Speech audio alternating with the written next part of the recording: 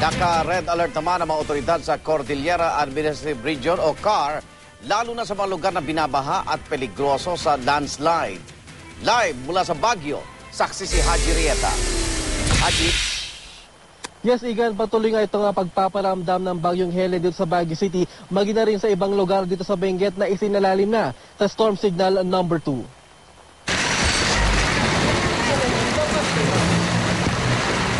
Bukod sa malamig ng klima, tiyak na giginawin pang lalo ang maraming taga-Baguio dahil sa pagbuhos ng malakas na ulan dito ngayong gabi.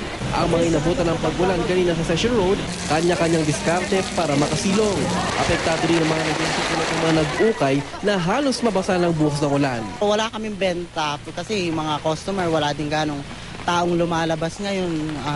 Kaya hirap din ang buhay dito po. Dinatnan ko rin naghahanda ng mga taga City Camp Lagoon na madalas bahain pag ganitong malakas ang ulan. Nakakatakot. Kasi bigla-bigla pong tumataas yung tubig.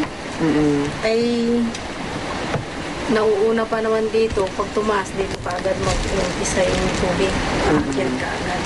Kapag ganitong walang tigil ang buhos ng ulan, ang creek nito madaling umaapaw. At kapag umapaw ito, umaabot hanggang doon sa bahay na iyon ang baha. Kaya naman ang mga residente dito, maaga pa lang ay naghahandaan na nang sa ganoon ay maaga sila makakalikas kapag lumala ang sitwasyon dito.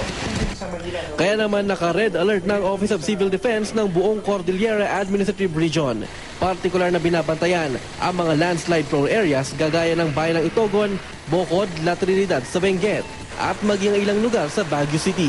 Ang concern nga natin yung saturation na ng lupa. Baka wala ng capability yung lupa na sumipsip ng tubig. Kaya maging alerto pa rin sila. Nakaranas din ang pag-aambon sa Lawag City, Ilocos Norte nitong maghapon. Pero may ilang mangisda pa rin nangahas pa rin maglayag sa kabila ng gale warning ng Pag-asa. Samantala, Igan, ay naka-alerto nga itong lokal na pamahalaan ng Benguet, hinggil pa rin na bunsod pa rin ng bagyong Helen. At live mula dito sa Baguio City, ako si Haji Rieta, ang inyong saksi.